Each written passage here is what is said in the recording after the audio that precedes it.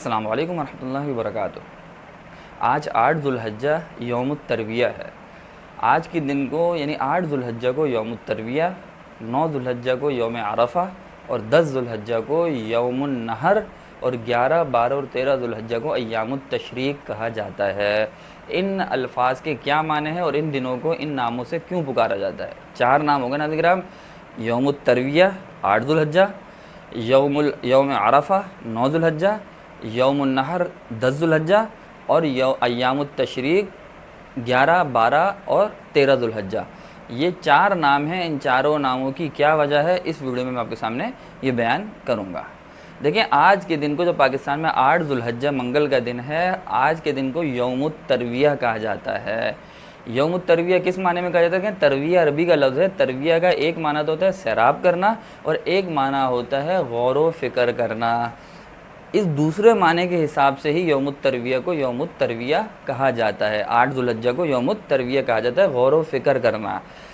اس کا کیا شان ورود ہے، کس ذیل میں اس کو یہ نام دیا گیا ہے؟ دیکھیں، حضرت ابراہیم علیہ السلام کو 8 ذوالحجہ کو خواب میں یہ بات آئی کہ حضرت اسماعیل علیہ السلام کو، اپنے بیٹے کو، وہ قربان کر رہے ہیں، ذبح کر رہے ہیں اللہ تعالیٰ کے لیے۔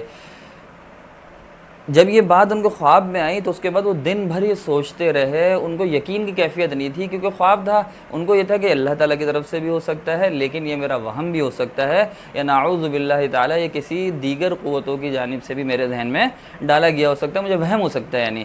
تو وہ اس غور و فکر میں رہے پورے 8 ذوالحجہ کے دن میں کہ یہ اللہ کی طرف سے یا کس طرف سے ہے۔ اس وجہ سے اس دن کو حضرت ابراہیم علیہ السلام کے اس خواب اور اس تردد کی بنا پہ، غور و فکر کی بنا پہ یوم الترویہ کہا جاتا ہے۔ تا را واو یا اور ہا، یوم الترویہ، ترویہ کا دن، غور و فکر کا دن۔ یہ ہو گئی ایک بات۔ ایک دوسری وجہ بھی 8 ذوالحجہ کو یوم الترویہ کہنے کی بیان کی گئی ہے، وہ دوسرے معنی کے حساب سے جو میں نے آپ کے سامنے شروع میں بیان کیا، ترویہ معنی سیراب کرنا۔ اس حساب سے بھی 8 ذوالحجہ کو یوم الترویہ اس لیے کہتے ہیں کہ 8 ذوالحجہ کو حجاج کرام جب منی سے نکلتے تھے تو منی میں چونکہ پانی نہیں ہوتا تھا تو وہ حضرات مکہ سے ہی زمزم کا پانی بھر لیا کرتے تھے، اپنے مشکیزیں، اپنے جو بھی ذرائع تھے ان کے پاس وہ بھرا کرتے تھے۔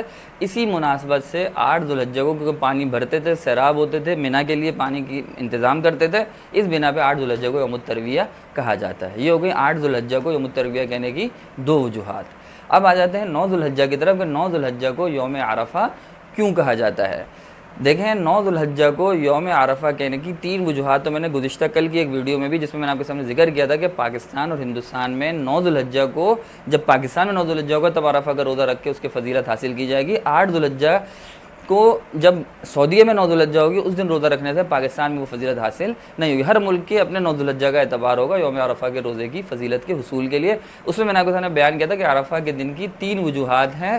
عرفہ کو صرف وقوف عرفہ کی وجہ سے یوم عرفہ نہیں کہا جاتا، 2 اور وجوہات بھی تھی، میں مختصراً یہاں بھی آپ کے سامنے ذکر کر دیتا ہوں۔ ایک چوتھی وجہ بھی عرفہ کے دن کو عرفہ کہنے کی، وہ بھی میں آپ کے سامنے بھی ذکر کر دیتا ہوں۔ بہرحال اس ویڈیو میں کیونکہ ہمارا مطمع نظر یہی ہے کہ ان دنوں کو ان ناموں سے کیوں پکارا جاتا ہے۔ یوم الترویہ کی میں نے آپ کے سامنے 2 وجہ بیان کر دی، سیراب کرنا، اور دوسری وجہ بھی میں نے آپ کے سامنے یقین، غور و فکر کے حساب سے بیان کر دی۔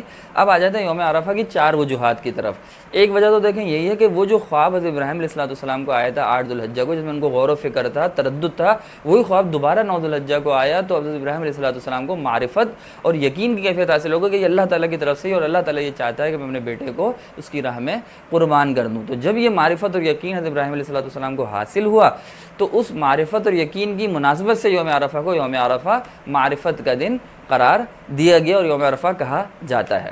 دوسری وجہ مناسک حج، جو حج کے جتنے افعال ہیں کیونکہ سنت ابراہیمی سے، ابراہیم علیہ السلام سے نقل ہوتے ہوئے آئے، تو انہی مناسک حج کو وقوف مزدلفہ، عرفہ، فلاں، وقوف منی اور جمرات اور یہ سب جو جتنی بھی تفصیلات تھیں، یہ حضرت ابراہیم علیہ السلام کو 9 ذوالحجہ کو سکھایا گیا، ان کی معرفت دی گئی۔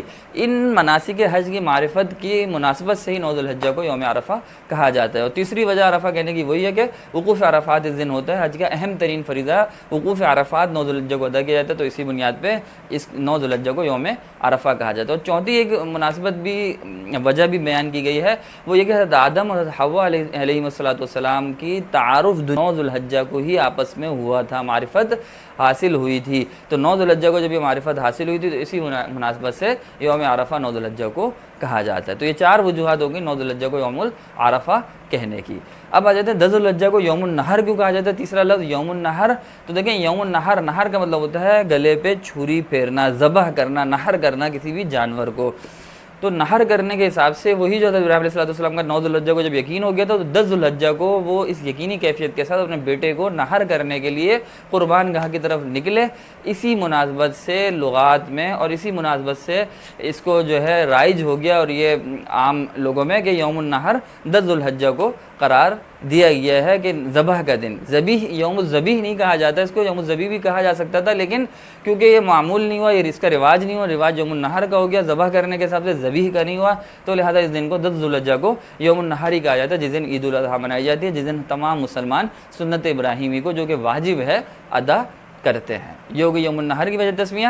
اب آ جاتا ہے ایام التشریق، 11، 12 اور 13 ذی الحجہ کو ایام التشریق کہا جاتا ہے، جن دنوں میں تکبیر تشریق بھی پڑھی جاتی ہے، اور 9 ذی الحجہ کی وہ تو فجر سے پڑھی جاتی ہے یوم عرفہ سے، یعنی کل ہمارے ہاں جو بدھ کو یوم عرفہ ہے، کل صبح فجر سے لے کے 10 ذی الحجہ یوم النحر کو بھی، اور پھر 3 دن ایام التشریق کے 11، 12 اور 13 ذی الحجہ کی عصر تک یہ تکبیر تشریق پڑھی جائے گی۔ البتہ ان کو ایام التشریق اس لیے کہتے ہیں، تشریق کا مطلب ہوتا ہے سکھانا، اور ان دنوں میں مسلمان جو ہے اپنا گوشت پھر سکھاتے تھے، پہلے فریج، ریفریجریٹر یہ سہولتیں نہیں ہوتی تھیں، لہذا اس بنا پہ ان گوشت کو دھوپ میں سکھایا جاتا تھا۔ 10 ذی الحجہ کو ذبح کر لیتے تھے، پھر 11، 12، 13 کو سکھاتے تھے، اور اس کو پھر اگلے دنوں کے لیے، اگلے مہینوں کے لیے ذخیرہ کرنے میں آسانی ہو جاتی تھی۔ تو اسی بنا پہ 11، 12 اور 13 ذی الحجہ کو ایام التشریق، گوشت سکھانے کے دن کہا جاتا ہے۔ امید ہے آپ کو ویڈیو سمجھ آئی ہوگی، پسند آئی ہوگی، چاروں الفاظ کی وجہ تسمیہ اور کیوں ان کو ان ناموں سے پکارا جاتا ہے سمجھ میں آ گیا ہوگا۔ ویڈیو پسند آئی ہو تو لائک کر دیے گا، شیئر کریے گا، اپنا خیال رکھیے گا۔ اللہ تعالیٰ ہم سب کا حامی ناصر ہو۔ السلام علیکم ورحمۃ اللہ وبرکاتہ۔